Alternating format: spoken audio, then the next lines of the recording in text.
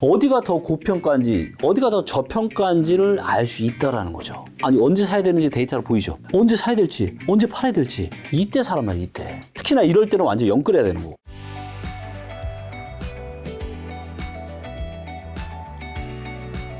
자, 그 다음에 아까 제가 좀 전에 같이 설명드렸지만 전세 저평가를 또 봐야 돼요. 자, 이 전세 저평가를 보면 투자할 지역이 어딘지가 보입니다. 자, 여기다도 써놨지만 전세는 100% 실제 사용 가치예요.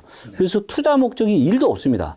그래서 전세 가격이 상승한 만큼 매매 가격이 올라가는 게 정상이에요. 이 원리를 가지고 만든 게 전세 저평가 인덱스고요. 자, 그래서 전세 가격 상승률이 매매 가격 상승률보다 크다는 얘기는 실제 사용 가치인 전세 가격에 비해서 매매 가격 거품이 없다. 그리고 반대인 상황은 매매 가격 상승률이 더 커요.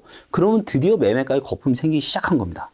그리고 이거는 몇 년 정도의 추이를 봐야 되냐면 5년에서 7년 정도의 추이를 보고 판단하셔야 됩니다. 자, 그리고 얘의 가장 큰 장점은 뭐냐면 서로 다른 지역 간 비교가 가능해요. 어디가 더 고평가인지 어디가 더 저평가인지를 알 수 있다는 거죠. 그게 이 전세 저평가 인덱스의 가장 큰 장점입니다. 네. 자, 그러면 2022년 요거는 이제 11월 달 기준으로 지금 전세 저평가 인덱스가 요 인덱스를 보여주는 겁니다. 지금 누가 제일 고평가죠? 세종. 그다음에 서울. 그다음에 제주. 즉 여기는 뭐예요? 실제 사용 가치인 전세가보다 매매가의 거품이 굉장히 많다는 얘기예요. 자, 그러면 우리는 일단 저는 이것만 보잖아요. 그러면 일단 필터를 합니다. 투자라는 건 뭐냐면 대한민국 17개 시도가 있는데 이 중에서 버릴 건 버려야 되죠. 내가 일단 가망지를 뽑아야 되죠. 첫 번째 보는 게 뭐예요? 저는 전세 저평가 인덱스를 봅니다. 자, 충북, 경북, 경남, 강원, 전남, 충남, 울산, 전북 이 정도는 뭐예요? 저평가 되어 있는 거예요, 지금. 나머지는 지금 실제 사용 가치인 전세 대비해서 매매가에 굉장히 지금 거품이 많다. 네. 이렇게 좀 보시면 되고요. 자, 그 다음에 전세 저평가 인덱스 다음에 봐야 되는 건 뭐냐면 이제 소득 대비한 저평가 인덱스입니다. 그래서 우리가 PIR이라고 하죠. 네. Price to Income Ratio라고 해서 사람들의 소득 대비 지금 아파트 값이 얼마나 비싼지 싼지. 그래서 이거를 비교 분석하는 게 네. 굉장히 또 중요합니다. 자, 그 다음에 주택 구매력 지수. 그래서 우리가 뭐 부동산에 대해서 금리가 뭐 영향이 있니 없니 말이 많은데 금리는 엄청난 영향이 있습니다. 근데 금리 하나만 보면 안 돼요. 그러니까 금리가 굉장히 중요하지만 뭐랑 똑같냐면 사람이 성격이 좋으면 무조건 그 사람은 성공할 수 있나요? 아니요. 아니죠. 네. 그럴 수도 있고 아닐 수도 있는 거잖아요. 그렇죠. 똑같습니다. 금리도 비슷한 맥락이에요. 근데 우리가 그래서 데이터는 서로 엮어서 같이 봐야 되는 거예요. 사람도 성격도 보고 체력도 보고 능력도 보고 인성도 보고 네. 여러 가지 보듯이. 자, 그래서 이 주택 구매력 지수에는 세 가지의 아주 중요한 데이터가 들어가 있습니다. 사람들의 소득, 그 다음에 주택담보대출 금리, 그 다음에 주택 가격. 그래서 사람들이 대부분 집을 살 때 대출을 끌어다 집을 사죠. 그렇죠. 그렇죠. 그래서 내 소득이 있고 만약에 집값이 엄청 비싸요. 네. 그러면 금리가 똑같은 금리가 5%여도 집값이 뭐 10억이야. 이때랑 집값이 5억이야. 이때 이자 부담은 어때요? 다르죠. 그거를 보여주는 데이터입니다. 이자를 내가 상환하는 부담이 얼마나 많은지 적은지. 그래서 거기에 또 내 소득까지. 내가 내 소득 상황이 힘들어. 그럼 아무리 집값이 싸고 대출 금리가 싸도 내가 소득에서 내가 주택담보대출을 낼 수 있는 여력이 작으면 주택 구매력 지수는 떨어지는 거예요. 그래서 데이터 어려워. 그럼 나는 하나만 봤으면 좋겠어. 네. 그러면 주택 구매력 지수만 봐도 돼요. 네. 자, 그러면 이게 서울의 주택 구매력 지수 데이터인데 언제가 제일 좋았죠? 14, 15, 16년, 네. 17년, 18년 초까지도 좋았죠. 초록색 뿌렸죠. 이때 사람만 이때. 특히나 이럴 때는 완전 영 끓여야 되는 거고. 네. 그래서 떨어지던 부동산 가격이 멈추면서 주택 구매력 지수가 좋잖아요. 저로의 매수 찬스입니다. 자, 그런데 주택 구매력 지수 요거는 2분기 데이터 기준인데 제가 경고를 했던 게 주택 구매력 지수가 계속 빨간불이 들어오는 거예요. 네. 그리고 이제 금리 위기 때보다 더 안 좋아지는 거죠. 네. 물론 이제 이때는 주택 담보대출 금리마저 금리 위기보다 훨씬 더 쌌음에도 불구하고 코로나 버블 때문에. 그래서 이제 제가 경고를 했던 거고, 근데 지금 어때요? 역사상 가장 안 좋아요. 즉, 대출을 끌어다가 내 소득에서 이자를 부담할 수 있는 사람이 지금 역사상 가장 작다는 얘기예요. 지금 굉장히 힘들죠. 그렇죠. 그래서 이게 작지만 앞으로는 또 이런 시기가 온다 안 온다? 온다. 옵니다. 왜냐하면 네. 대표님은 사이클론자. 그렇죠. 네. 네. 그리고 또 그런 사이클을 저는 기다리고 있고요. 자, 그래서 이 주택 구매력 지수가 높을 때 우리 영끌에서 투자하자. 네. 낮을 때 영끌했다가는 인생을 망친다. 많은 분들이 착각을 하시는 게 뭐냐면 언제라도 내 집은 있어야 되는 거 아니야? 맞아요. 근데 집은 내 인생에서 가장 비싼 거예요. 그리고 이 의사결정을 즉 낚시하러 갔는데 내 집 마련을 하려고 갔는데 태풍이 몰아쳐. 그러면 내 인생을 완전 나락으로 떨어뜨리는 게 바로 내 집 마련입니다. 2020년, 21년 연끌하신 우리 내 집 마련 하신 분들은 많이 느끼시잖아요. 그렇기 때문에 이제는 뇌피셜이나 이런 얘기가 아니라 철저하게 데이터에 근거해서 우리가 이런 과학적인 부동산 의사결정을 하자라는 말씀을 제가 좀 드리고 싶고요. 자, 그 다음에 진짜 이거 너무 많은 비밀을 제가 오늘 얘기하고 있는 것 같은데 자, 이번엔 또 전세가율을 봐야 됩니다. 네. 자, 전세가율이 좋은 건 뭐냐면 투자 원금은 줄이고 수익률을 극대화할 수 있는 데이터가 전세가율이에요. 자, 전세가율이 뭐냐면 전세가격 나누기 매매가격이죠. 네. 그리고 얘는 지역간 비교가 또 가능합니다. 자, 전세가율이 상승한다는 얘기는 뭐냐면 매매가격 상승률보다 전세가격 상승률이 더 높아야 돼요. 네. 즉 이때는 매매가격에 거품이 없는 거죠. 자, 그런데 전세가율은 계속 상승하는데 전세가율이 상승해도 매매가가 하락할 수 있거든요. 하락하던 매매가격이 상승으로 전환하잖아요. 네. 이때는 뒤돌아볼 것도 없습니다. 완전 투자 적기예요. 자, 보세요. 자, 얘가 전세가율인데 네. 매매가격이 떨어져요. 근데 이렇게 올라가는 요 시점 있죠. 네. 이때는 뭐예요? 투자 적기고 그리고 이 시기에 투자하면은 투자 원금이 가장 적게 됩니다. 전세가율이 높을 때 투자하면 투자 원금이 가장 적게 들어요. 그래서 수익률이 엄청납니다. 자, 그리고 반대로 전세가율이 하락한다는 얘기는 뭐냐면 굉장히 위험한 거예요. 자, 전세가율이 하락한다는 얘기는 뭐냐면 매매가격 상승률보다 전세가격 상승률이 더 큰 겁니다. 아니, 매매가격 상승률이 더 크니까 전세가율이 하락하는 거죠. 그렇죠. 즉, 실제 사용가치인 전세가격이 이만큼 올랐는데 매매가 이만큼 오른 거예요. 즉, 거품. 자, 그래서 전세가율이 하락이 시작된 지 3, 4년 후에 투자하는 것은 위험합니다. 왜? 이미 투기 수요가 붙은 지 3, 4년이 지난 거예요. 네, 즉, 오를 만큼 거품이 낄 만큼 계속 꼈다.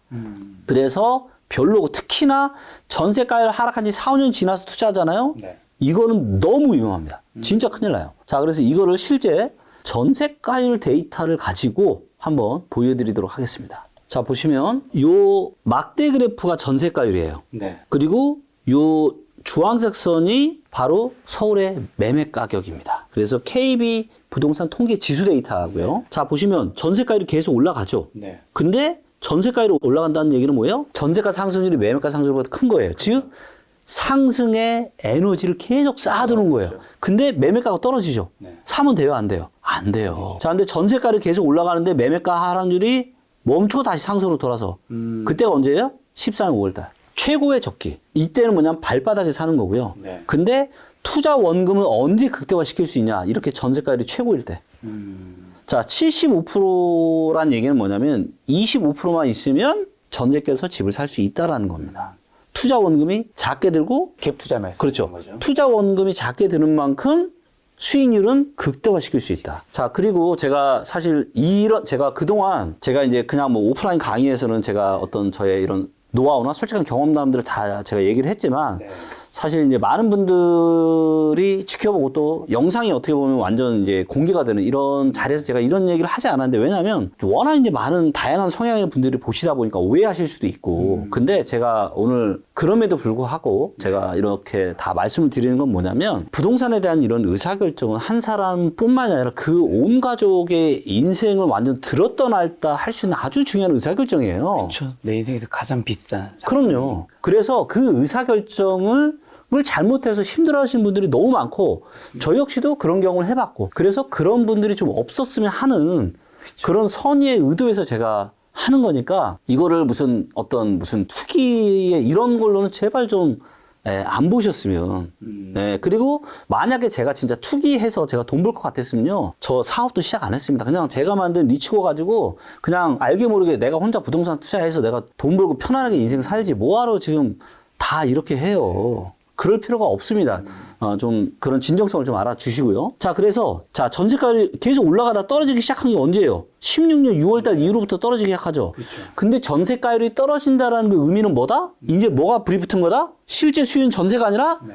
투자나 투기 수요인 매매에 불이 붙어서 전세가율이 떨어지는 거예요. 이해되시죠? 자, 불이 붙은 초기에 사도 괜찮아요. 네. 근데 그때부터는 조금씩 이제 슬슬 준비를 해야 되겠네요. 근데 제가 아까 말했잖아요. 3, 4년. 투기 수요에 불이 붙고 나서 3, 4년 뒤에는 뭐다? 조심하자. 이때부터 3, 4년 뒤면 얼마예요? 19년 연말에서 2020년 초죠? 네. 그때가 이때입니다, 이때. 계속 떨어지잖아요. 즉, 투기 수요가 계속 붙은 거야.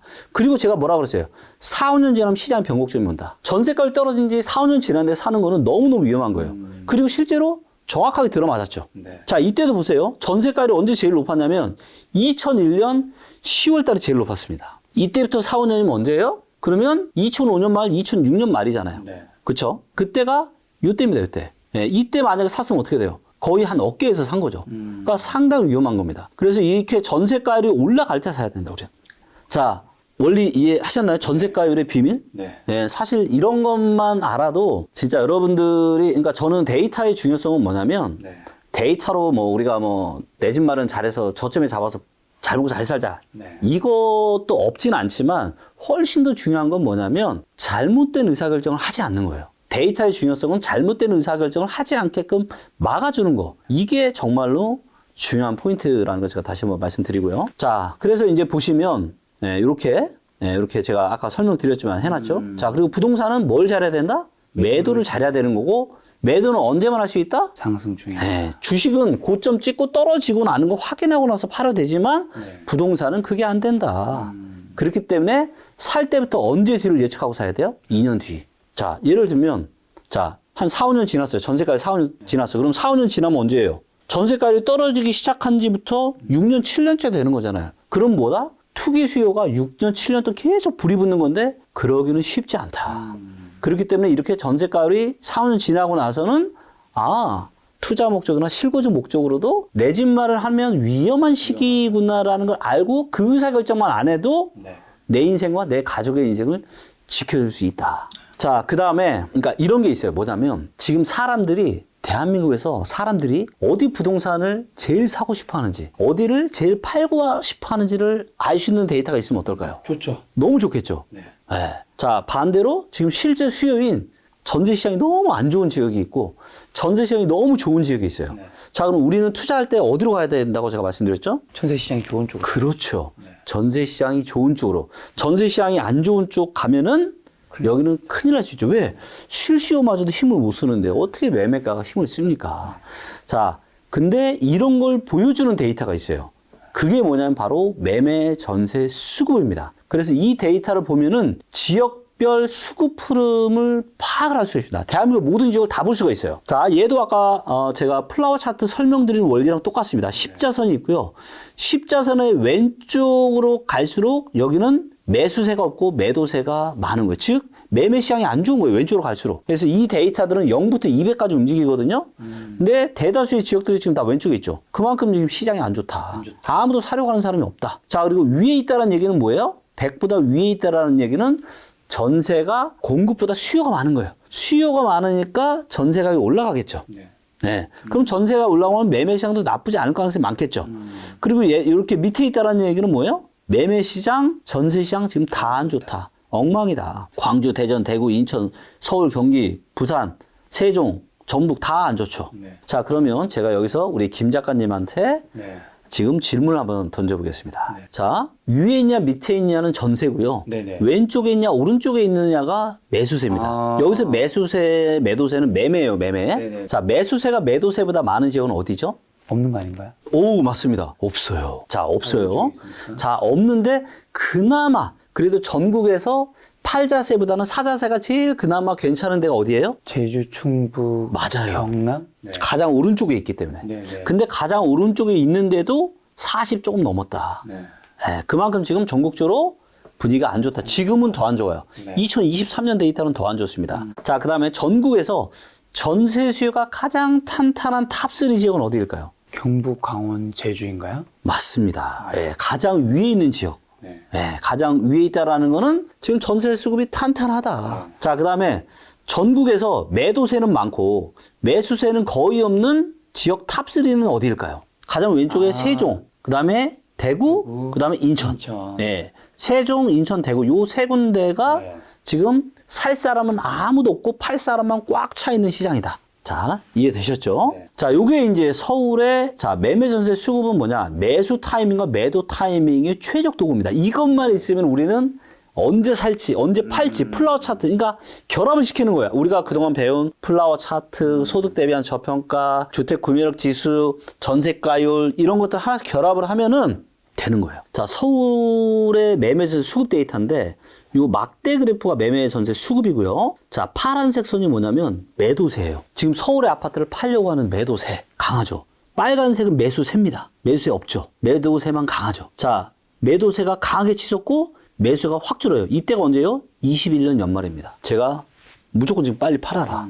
자, 그리고 이거 보세요. 2008년 금융위기 이후에 이 파란색 선이 매도자의 세가 어때요? 엄청 강하고 매수에 있어요, 없어요? 없죠. 근데 언제부터 꿈틀거려요? 없다가 13년 말? 14년도 꿈틀꿈틀하는데 이 꿈틀꿈틀 커지죠? 매수세 커지고 매도세는 어때요? 줄어들어요. 그럼 우리는 언제 사야 돼요? 이럴 때. 아니, 언제 사야 되는지 데이터로 보이죠? 네. 보입니다. 언제 사야 될지, 언제 팔아야 될지. 네. 네. 이것만 봐도 보이는데 이거를 서울만 볼 수 있냐? 아니다라는 거예요. 전국의 모든 데이터를 다 볼 수 있다라는 거예요. 자, 그 다음에 매매 시장도 중요하지만 전세 시장을 봐야 됩니다. 자, 전세 수급이 이렇게 빨간불이 들어왔다는 건 전세 시장이 탄탄한 거예요. 그리고 얘는 200까지 움직이는데 150 이상이면 진짜 강한 거예요. 너무 좋았죠, 이때는. 만약에 전세 수급이 안 좋았는데 이거 움직였다? 그거는 실수요가 뒷받침되지 못한 어떤 거품이다. 자, 근데 이때는 전세 시장 안정이 됐죠. 그러면서 이 매매 시장에 꿈틀꿈틀 매수는 커지고 매수는 작아지고 이때 사도 돼. 자, 근데 지금 뭐 정부가 뭐 23년에 1월 3일 날 대책을 통해서 네. 뭐 강하게 부양을 하니까 지금 또 사야 되니 마냐 되니 이런 얘기를 하시잖아요. 하잖아요. 자, 제가 다시 한번 명확하게 말씀드립니다. 뭐다? 택도 없어요. 왜냐면 실제 사용 가치인 전세가 너무 중요하단 말이에요. 자, 지금 서울의 전세 수급이 어때요? 확 떨어졌죠. 안 좋잖아요. 네. 전세 수급이 지금 이 데이터가 역사상 지금 이 통계가 발표된 이후로 제일 안 좋아요. 제일 안 좋다니까? 입주 물량이 없어도? 네. 자, 그럼 실수요가 지금 뭐라는 거예요? 사상 최악이라는 거죠. 실수요는 전세가 지금 사상 최고로 안 좋은데 정부가 지금 부양책 펼친다고 이게 좋아지겠냐고요. 지금 이 정도 대책이고 앞으로 추가로 해도 네. 별로 지금 효과가 없을 것이다. 효과 없다. 네. 택도 없다. 그리고 좀 이따 제가 뭐 정부 정책도 이야기하겠지만 진짜 이거 네. 아니 데이터가 명확하게 보이잖아요. 만약에 제가 그리고 이 많은 전문가들이 뭐 2022년에 전세대란 온다 다 그랬잖아요. 근데 제가 없다라고 제가 얘기했던 게 뭐냐? 전세 수급 데이터가 계속 떨어지는 거예요. 아니 전세 수급 데이터가 계속 떨어지는데 어떻게 전세 대란이 와요? 전세 대란이 오면 얘가 이렇게 올라야지. 근데 이렇게 떨어지는데 그러니까 전세가 완전 엄청난 급락을 하고 있는 거죠. 네. 자, 그래서 이걸 보면 우리는 매수 타이밍, 매도 타이밍을 잡는데 최고의 도구를 내 손에 쥐는 거다. 네. 좋네요. 근데 지난 몇 년도부터 데이터가 있는 건가요? 2003년부터 있습니다. 지난 2003년부터 2022년까지는 이 네. 데이터로 과거를 다 짚어보면 네. 다 맞아떨어지나요? 아니면 조금은 어긋나는 구간도 있긴 한가요? 자, 이것만 보면 안 돼요. 얘가 굉장히 좋긴 했지만 제가 아까 말씀드렸잖아요. 여러 가지를 겹쳐서 봐야 된다고. 네. 자, 좀 이따 제가 또 뭘 보여드릴 거냐면 네. 투자 체크리스트를 보여줄 거예요. 저는 제가 인생에서 정말로 중요한 건 뭐냐면 내 인생을 정말 멋지게 발전시키려면 원칙이 있어야 돼요. 나라는 사람의 인생을 내가 어떤 원칙을 갖고 내가 끌고 갈 거냐. 이게 너무 중요한데 대부분 원칙 없이 살잖아요. 그리고 투자도 어때요? 투자도 지속 반복적으로 성공하려면 뭐가 있어야 된다? 원칙이 있어야 된다. 예, 그래서 저는 원칙이 뭐냐? 제가 만든 투자 체크리스트예요. 예, 이것만 딱 하면은 견적이 나옵니다. 네. 제가 그것까지 오늘 보여드리겠습니다.